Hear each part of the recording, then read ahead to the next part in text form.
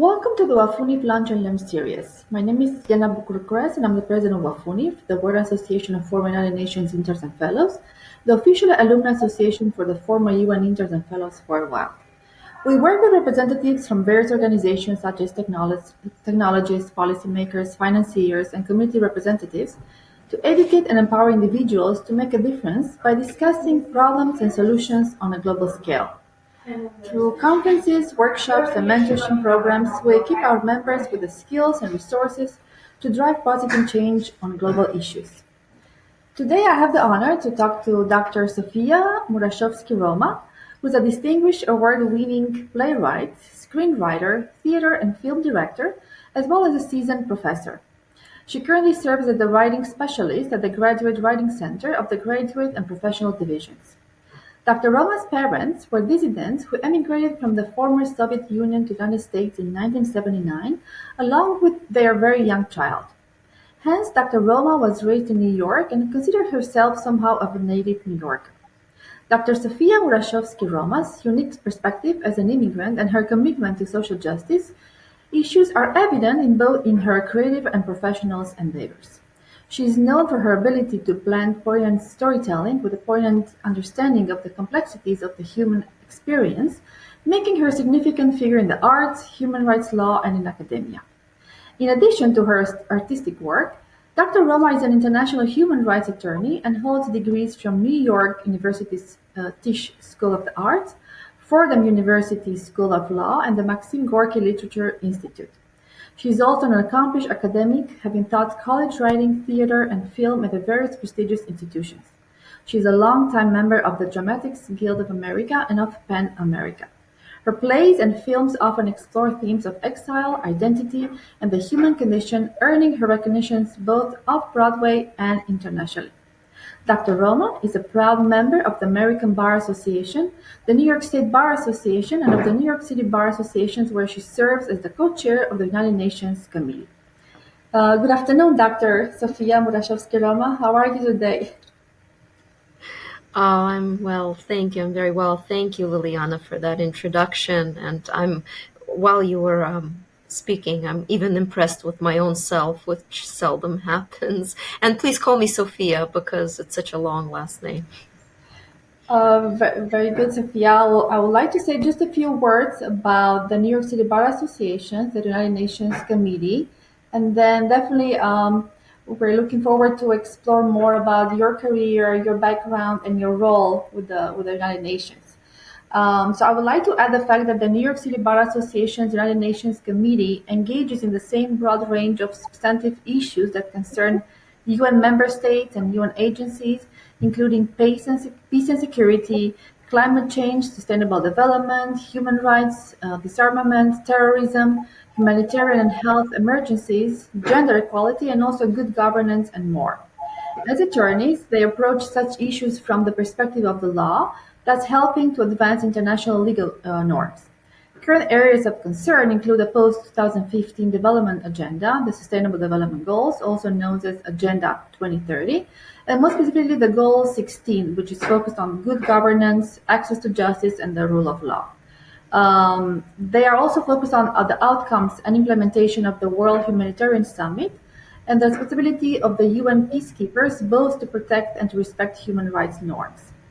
The committee hosts events with speakers active in the international community, drafts reports and op-eds, advocates with international organizations and governments, and also publishes a UN update, a weekly compilation of the UN-related events, and a review of the significant developments with the UN system. I would like to learn more about you, and I would like to start if you can provide an overview of your role as a co-chair of the United Nations Committee at the New York City Bar Association, and what are your key responsibilities involved in your position?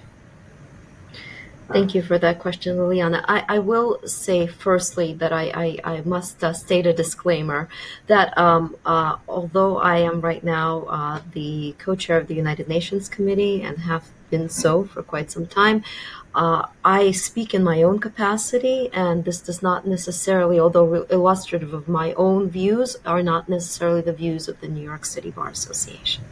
Thank you. So the New York City Bar Association's United Nations Committee was formed to serve as the committee within the City Bar that addresses matters related to the United Nations. So the United Nations Committee is situated, as you know, within the City Bar's international cluster of committees, and it serves several functions and has many potent objectives that it aims to achieve through its work. The work signals various forms, including written work products, hosting events, and disseminating information on United Nations-related matters to the New York City legal community and beyond. As general guiding principles for our work, the United Nations Committee monitors developments at the United Nations and related agencies level and advocates for the promotion of the rule of law, first and foremost, and the advancement of human, economic, and social rights within the United Nations system, and aids the City Bar committees in addressing United Nations-related issues. So the broad nature of the United Nations system signifies that the epicenter of our important work of the United Nations bodies and agencies, which are comparable within the auspices of our committee, we address issues that are of relevance to not solely the UN committee, but also many other City Bar committees. So as a result, the UN committee serves as a liaison to retain and sustain the City Bar membership and its respective committees. Apprised of significant developments at the United Nations United Nations level, and everything that holds within its with the consequences of what we actually do. So this is accomplished through differing means, but one salient vehicle for informing the City Bar membership and the broader New York City legal community of developments at the United Nations level is through our committee, through the United Nations Committee. And we do that by our bi-weekly newsletter, which is called the UN Update, and you had mentioned that before. So the UN Update is disseminated to over 3,000 recipients, and it includes City Bar members and non-City Bar members. So the chair of the United Nations Committee of the New York City Bar holds numerous responsibilities, and these include leading the committee as the chair or the co-chair, right? For the committee's affairs. So we're engaged, and for example, I spearhead the UN Update and thus its dissemination and publication. We handle the work of the committee, planning events, overseeing due diligence, and leading the development of the committee's work program in relation to the guiding principles of the United Nations, and in alignment, of course, with the governance of the New York City Bar Association. So as co-chair, I've been spearheading, like I said, the publication and release of the update, which is our monthly newsletter, which is composed of contributions and article-related contributions from the United Nations Committee members, which illustrates prevalent and pressing issues being discussed at the UN level on the global frontier. As co-chair, I also initiate debates on each agenda item and ensure that the debate is orderly, and most importantly, that there is a safe haven for formal discussion, no chilling of free speech, with an emphasis, obviously, on the free exchange of ideas, which is very important to our committee and to the New York City Bar Association. I also initiate decision-making processes and ensure that all of the requisite decisions are taken and duly recorded. And I do this obviously along with my co-chair. So my co-chair and I also ensure transparency so that all decision-making processes as to, for example, whether to sign on to a draft statement to be issued by the City Bar shall be transparent in a transparent decision-making process. I also encourage committee members to draft reports, which are then submitted to the New York City Bar and signed on often by other committees as well in drafting statements, plan programs and events, and we have several signature important events, as well as to become involved in public service opportunities. And the chair further helps in the recruitment of new members to the committees and to the City Bar. And that in bulk, in summation, is what we do and is what I do. And can I ask you what really motivated you to take the role of the co-chair of the United Nations Committee, and how does this position align with your career goals and interests? Another very good question. So ever since becoming a proud member of the New York City Bar Association, I've become a dedicated advocate for international human rights, which popped up always in my first career, which was playwriting, where when I worked at La Mama, for example, I always dealt with plays of dislocated souls and immigration and assimilation. So I once I majored and graduated from Fordham University Law School with my master's degree. My major was actually international human rights and justice. So I was a member of the National Human Rights Committee of the City Bar for 3 years and of the European Affairs Committee, and I'm still a member of the European Affairs Committee. I spearheaded a project. It was a very important project, exploring methods to address racial injustice and police violence in the context of implementation of the International Human Rights Framework, along with my revered colleague, Professor Justin Hansford. So this project centered around police accountability, policy work in that field, and raising awareness, race awareness. So the International Human Rights Committee searched for the most beneficial and effective ways to engage our committee members to tackle issues of racial justice in the U.S. By utilizing this international human rights lens. And this project yielded actually a substantial report which addressed the violation of the Declaration of Human Rights and how African Americans have been violated by police on the grounds of race each year. So hence, along with the Inter-American Commissioners, the representatives of the American states, we have raised awareness on the alarming constitutional violations against minorities, which was no small feat, as you might imagine, and in alignment with my professional goals of adhering to the rule of law and fighting for the rights of minorities, which is what I do. So during my service on the European Affairs Committee, I served on the subcommittee of anti-Semitism, and along with my colleague Dan Carson, who had published a report on the rise of anti-Semitism in Europe, and his book was entitled "Could de facto become de jure," which was very comparable to the same report that I had written back in 2018 on the rise of anti-Semitism and the far-right populist movement in Eastern Europe, as well as the Russian propaganda machine. When I was the Foreign Policy, Anti-Semitism, and Extremism Fellow at Human Rights First. So in serving on the subcommittee of Ukraine on the Council on International Affairs of the City Bar, which I do now, I undertook the topic of reparations and am now the co-chair, actually, of the subcommittee on Ukraine, where we will be planning an event, fingers crossed, on seeking reparations from Russia after the Russo-Ukraine war under the peace treaty, or perhaps under other international acts, for the damages caused to Ukraine by the Russian invasion of a sovereign country. So my motivation is rather simple, if you will. I definitively seek to uphold the rule of law and to safeguard the principles of justice. So the position of co-chair of the United Nations Committee aligns with my aspirations and with my hopes and with my dreams of a better future, if not for us, then at least for the future of generations to come. Beautiful. How does the United Nations Committee and the New York City Bar Association contribute to the broader mission of the New York City Bar Association and the New York UN's objectives? So the New York City Bar Association's United Nations Committee engages in the same, like you said, broad range of substantive issues that concern UN member states and UN agencies. And that, again, as you mentioned in the introduction, includes peace and security, climate change, very important issues, sustainable development, human rights, disarmament, terrorism, humanitarian and health emergencies, gender equality, good governance, and of course, that's not exhaustive. As attorneys, we approach such issues from the perspective of the law, so thus helping to advance international legal norms.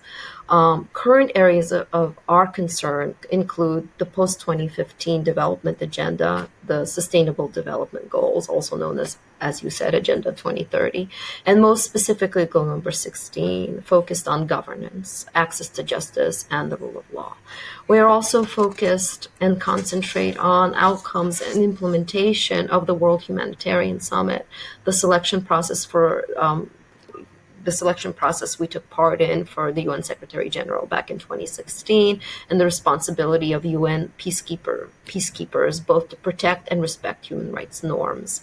So the committee hosts events with speakers active in the international community, drafts reports and op-eds, advocates with international organizations and governments, and publishes, as you well know, the UN Update, which again I spearhead with my colleague Carl Fisher, who's also a wonderful attorney. And it is an important compilation of UN-related events and a review of significant developments within the UN system. And can I ask you what are the primary goals and priorities for the United Nations Committee in the, let's say, the coming year, and what other initiatives are currently being developed and or implemented? In the coming year, we hope to address the ongoing crisis in Haiti with the extreme violence, unrest, the rampant poverty, and the malnutrition which threatens children in the country, as well as gang violence. We've had speakers come and address this issue. There's political turmoil and, as well you know, civil unrest. So together with our esteemed committee secretary, Evelyn de Melse, wonderful attorney as well, we hope to hold a signature event addressing these issues in Haiti. Our primary goals are to shed light on the discrimination and violence against the LGBTQ community, as there is an alarming, widespread increase in anti-LGBTI legislation. There have been bills introduced to address reparations regarding slavery and its legacies. Multiple states have implemented total bans on abortion or severely limited access to it. So we address that. Gender-based violence disproportionately affects Indigenous women and hounds them. So we will be shedding light on that issue as well, hopefully. Access to U.S. Asylum seekers and migrants is still fraught with obstacles, so this is an important issue for us to address. The African American community and other racialized groups, as well as low-income marginalized communities, bear the brunt of the health crisis of COVID and the petrochemical industry, as you know, so as well as the use of fossil fuels, which continues to be unabated. So our concentration will land on these sensitive areas as well. We will also naturally be addressing climate change as we do every year. And we have in the past. I've drafted a statement which was recently published on the website of the New York City Bar Association regarding peace building and the collaboration between youth and aging. As you know, the United Nations Summit for the Future will be held, I think, on the 22nd to the 23rd of September of this year. So ahead of the summit, at the high-level political forum in New York, countries have committed to accelerating delivery of the UN Sustainable Development Goals. So our committee's concentration will highlight these topics as well. And we are also active participants for the 2025 UN Ocean Conference. And as you know, much is taking place about that. And can you discuss any recent projects or achievements that of the United Nations Committee that you have had a significant impact or you're particularly proud of? You mentioned there are so many actually, and so very many impactful events that we've held since I've become co-chair, and obviously beforehand with my predecessors. But recently, we're most proud of the event webinar panel centering on global climate change, which was a discourse on the role of SIDS in advocacy and action held at the City Bar on May 30th of this year and moderated by one of our esteemed members, Justin Loveland.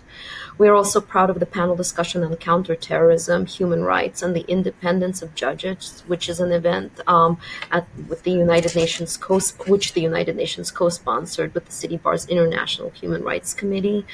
We often partner with our sister committees, featuring one of our own, the Honorable Judge Ridgway, who has a seat on the council with me, and the other heads of the committees. I provided the opening remarks actually on behalf of the United Nations Committee on that event as well. It was held at New York University. For the third year, my former co-chair, Catherine Van Kampen, spearheaded the annual International Day of Women Judges and Lawyers on March 8th of 2023 for International Women's Day. This is our committee's signature event where over 100 extraordinary women and activists are honored. This year, we had the very special privilege of, among others, we honored Asya Schindelman, who was a Holocaust survivor and a UN speaker and advocate on the atrocities of genocide and crimes against humanity. In May, we also held, for the third year in a row, our Holocaust commemoration event. which focused on Holocaust distortion and denial, as well as what happens on the web, and how social media is used to promulgate these horrendous vitriol and tropes. So we also concentrated on the denial and dangers of not recognizing the Holocaust, the dangers of global racism, hatred, and general intolerance for all groups and nations, which was also addressed during this event. So I've been formulating this particular event for 2 years, and we were honored by the presence of 2 Holocaust survivors who recounted their stories, one of which was Sammy Steigman, who was an advocate and a social speaker, motivator. So they had spoken and had relayed their stories. We were also graced by the Israeli ambassador to the United Nations, who made a keynote speech, and the Council General of Bulgaria, and also, of course, each year, Susan Coleman, who was the former president of the New York City Bar Association, opened up the event with her personal stories as well. Further, we are also particularly proud of the impactful commemoration event in commemorating the 30th anniversary of the genocide against the Tutsis in Rwanda, which was a very moving event and brought the Rwandan community together, as well as the survivors of the genocide, who recounted their lamentable stories of, and some were survivors of that genocide.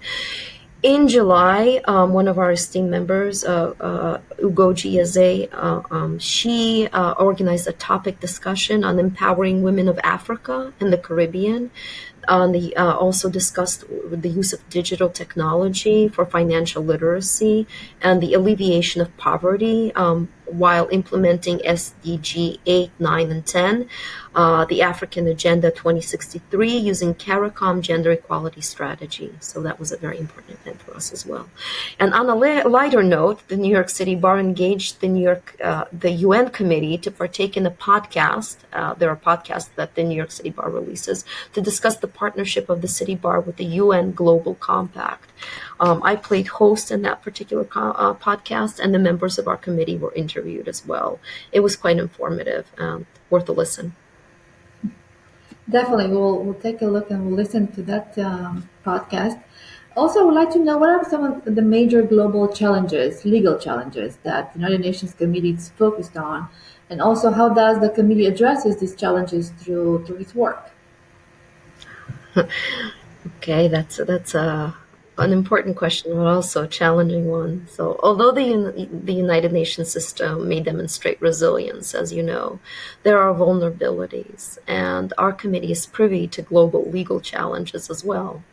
So the UN humanitarian agencies are under enormous strain, I think, and attempting to respond to the emergencies such as the economic crisis and collapse in Afghanistan, for example, while also juggling long-running challenges, for example, the controlled north of Western Syria, Russia's war in Ukraine, which has dominated UN diplomacy in 2022 and remains so to this day. It will continue to be a high priority, I believe, on the agenda. For example, the war in Ukraine, but other matters such as the raging conflagration in Gaza is an equally pressing issue that we've addressed. The New York City Bar certainly has addressed, and we've had numerous discussions with the president on it on a special forum. We address challenges by signing on to City Bar draft statements, as I mentioned before, which seek to shed light on important aspects of policy, on legislation. We hold panel discussions on important UN issues and on drafting statements for approval by organization in the hope of impacting, for example, a government who has chosen to steer away from the rule of law or to land on the wrong side of history, if you will, by committing egregious violations or by either denying fundamental rights to their citizens, or worse, by just completely disregarding the adherence to the rule of law. Fundamentally, we draw on the central key role played by free-forum debates, so that we render ourselves as humanitarian figures in a niche where the world often shows a different side of the coin, and acts of terror and not kindness or tolerance are often the case. hence we come in. Our assertion is to remind major state actors and world powers to maintain a modicum of civil cooperation in an attempt to secure world peace and harmony for the people that inhabit our world. And that, of course, is with alignment with the principles of the United Nations as a whole. And how does the committee collaborate with, let's say, other UN bodies and international organizations to further its objectives? I know you mentioned a little bit, but can you share an example of a successful partnership or initiative that you had in the past or you're having ongoing as of today? Well, I'll share something that's very special, I think, to me personally, and I think to our members, is that the City Bar graciously extends grounds UN passes to attend, for example, UNCITRAL working group sessions, whether at the UN headquarters in New York or at the Vienna International Conference Center. So that gives us an opportunity to have a view onto what's going on in working group sessions. Members of the City Bar are able to attend events at the United Nations and to share their feedback for institutional memory and for discussion. The City Bar has also partnered successfully, as I had mentioned before, with the United Nations Global Compact in a concerted effort to ensure that businesses and firms worldwide adopt sustainable and socially responsible policies and to report on their implementation. The UN Global Compact is the world's largest corporate sustainability and corporate social initiative, and under this compact, companies and entities are brought together and united with UN agencies, labor groups, and civil society, which has proven to be a fruitful initiative and quite an important one. Furthermore, I'll elaborate a little bit on our UNCITRAL meetings. For someone like me, for example, being a human rights attorney or international human rights attorney and working on humanitarian issues in advocacy policy work, I had the great privilege of attending some sessions in Vienna, working group sessions on insolvency law or on trade law, and some we've had partnerships with one of our members and the head of the co-chair of the MENA committee of the New York City Bar Association, who is the Honorable Bankruptcy Judge Elizabeth Stong. So as I sat right next to her, it was a great privilege to also join forces and to be able to hear what the judges are doing on non-related issues pertaining to trade law or bankruptcy law, which is not particularly related to human rights law. So we learned a great deal, and that opportunity is granted to us by the New York City Bar Association. And in what ways does the United Nations Committee work to enhance the understanding and impact of international law, let's say, within the UN legal community? So good question. Great question, actually. The United Nations Committee established the position of primary representative of the City Bar to the United Nations, which is filled by a non-chair member of the UN Committee. So the position serves several functions, including enhancing the City Bar's presence at the United Nations, developing strategic networks within the United Nations system, and improving the ability of the City Bar to conduct advocacy and holding events on the United Nations related issues, which is obviously very important and a great deal of our work. So the primary representative role will enhance the presence of the City Bar at the United Nations through attending meetings, which is what we do, and events at the United Nations, and when appropriate, delivering oral statements on behalf of the City Bar, of course, with City Bar senior policy approval and with the approval of the President and the Executive Director. So the primary representative aims to develop important strategic relationships with the United Nations staff, agencies and bodies, and representatives of member states. Also, the ability of the UN Committee and the City Bar to conduct advocacy at the United Nations level and host United Nations-related events is enhanced through developing a strategic network of United Nations contacts, both utilizing its membership and linking to other civil society organizations, which furthers the partnering called for in SDG 17, for example. While the City Bar and its UN committee is comprised of lawyers, making legal matters the area of our expertise, the UN committee does not constrain itself to addressing purely legal matters at the United Nations level. The distinction between matters of law, politics, social and economic challenges, environmental concerns, development, and good governance at the United Nations are not generally clear-cut, as you know, and as a result, the UN committee engages on issues that stem and way beyond purely legal matters. The UN committee seeks to conduct advocacy on a wide range of United Nations affairs, which will at times require the committee to take positions informed by our legal backgrounds, informed by policy and the policies of the United Nations and its member states. Ultimately, the specific issues addressed by the UN committee are determined by the interests of the UN committee membership and the most pressing current events on the international stage being addressed, obviously, by the United Nations. So the wide range of matters that the United Nations engages on provides ample opportunity for the UN committee to partner with other city bar committees and collaborate with outside organizations, including other legal and non-legal civil society organizations. We hope that our efforts improve the respect for the rule of law, for first and foremost, within the international community, protect and advance human, economic, and social rights, and contribute to the well-being of communities around the world. And also, I would like to know, how does the community engages with law students and young professionals and all these legal academics to promote the interest and expertise in international law and other UN related issues?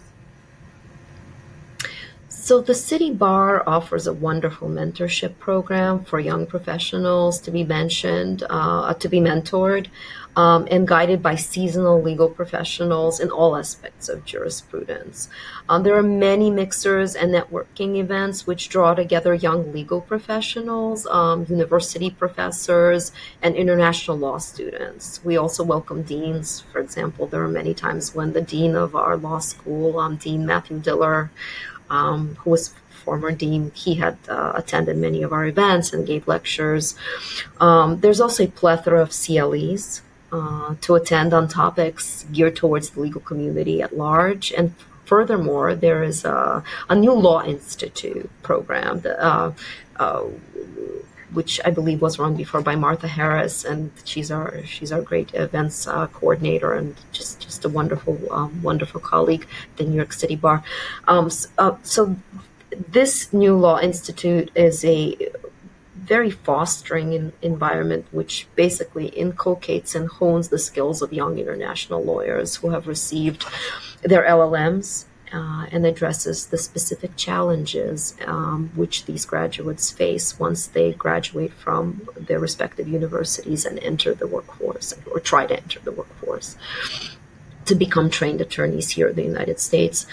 Our committee and all of the committees of the City Bar welcome LLMs and foreign-trained attorneys, and we consider them as an integral part of our membership constituents, and we look forward to their respective participation in all committee affairs and welcome their participation and input. It's very important for us to gain their perspective. And with all these ongoing advancements in technology and changes in international diplomacy, how is the United Nations Committee adapting its strategies and priorities as of today? I thought about this question, and I think about it still. It's like it's an ongoing thought. So much like the goals of the United Nations itself, we have an internal strategy. The United Nations intends to support the use of new technology. So does our committee.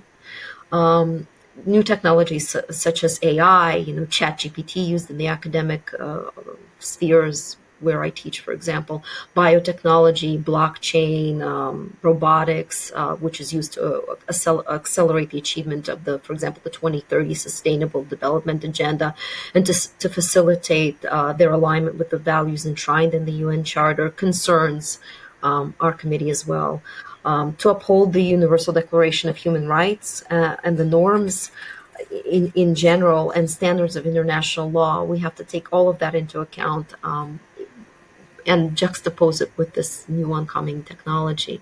So we will be obliged to work in tandem and in close proximity with innovative patterns of technology and accept the onset of a new technological age, which is obviously dawning. But I think we must also try to overcome challenges and reconcile interests, especially in the areas of privacy and human rights, ethics, equality, and equity, sovereignty, transparency, and accountability for civil society, which I think, and I truly believe, still yearns for a human perspective and for the human soulful touch. I think which is sorely missing in our modern world, in our contemporary world. Certainly the United Nations has strived and continues to strive for humanity's progress and well-being. So the work of the United Nations Committee is just not a mimicry, but also sheds light on that as well. So the work of the United Nations Committee impacts people around the world on issues related to peace and security, development and human rights, from disarmament, as I mentioned before, to an effort to combat terrorism and extremism, from conflict prevention to peace building, peacekeeping, universal education, and adherence to the rule of law. The changes in international diplomacy, which we all feel and see, we think about all the time, and this causes us to both adapt to new strategies and to perhaps reflect on the role of the United Nations in ensuring a secure, prosperous, and equitable world. The United Nations Committee also seeks to transform itself in line with the current geopolitical realities, to maintain its relevance and to improve its effectiveness, naturally under the auspices of the New York City Bar and its guiding principles of organizational governance. But I will say this, that in a world where Ray Bradbury presented his story, The Pedestrian, where the gentleman was taken into custody by police simply for walking on the street while everybody else was just glued to their TV screen.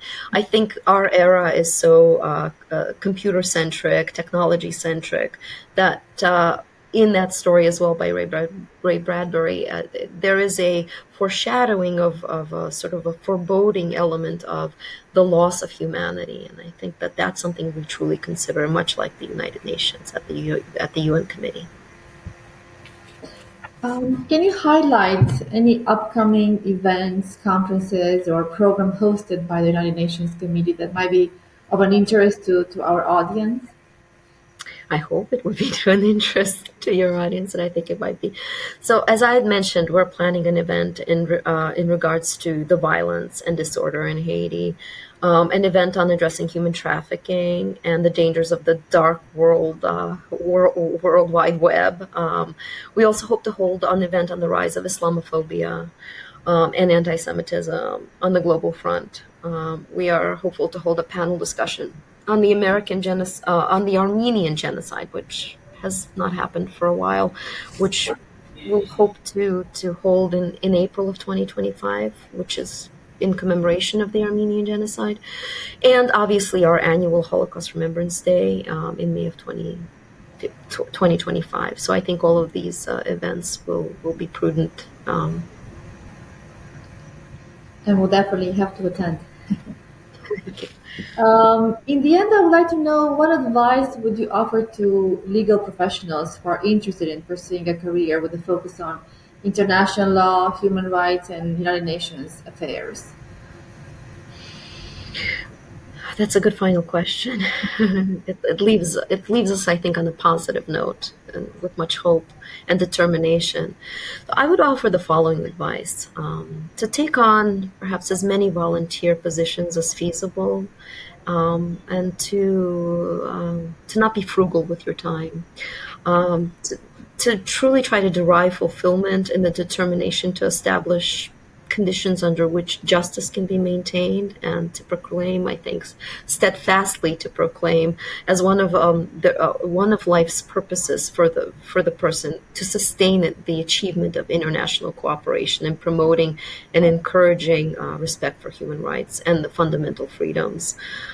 So without distinctions as to race, sex, language, and religion. I think that's a great plague and derision upon the world. Lawyers for the United Nations work in a wide variety of areas, as you know, related to international law. But my advice is to make certain that your heart cries out for the administration of justice. That it's not just a fleeting passing pastime, but it's something that you truly want to do. To strive for the implementation of legislative policies that are attuned to the principles of jus cogens and upholding normative principles of law.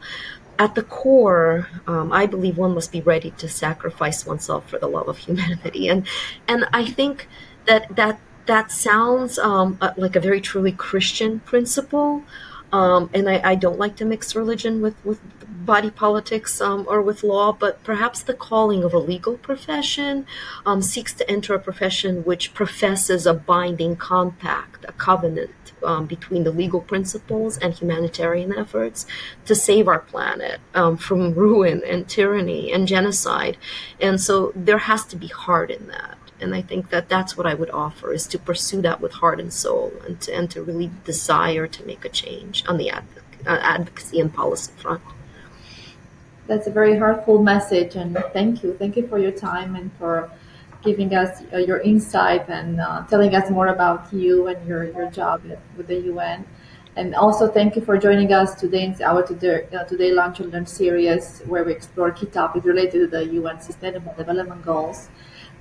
We hope that our audience found the discussion insightful and inspiring. And we want to remember to everyone that every small action contributes to a larger impact.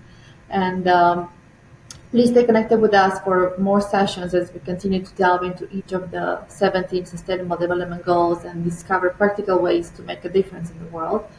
Don't forget to like, subscribe, and share this series with others committed to a global change, and to stay updated in our latest efforts and events.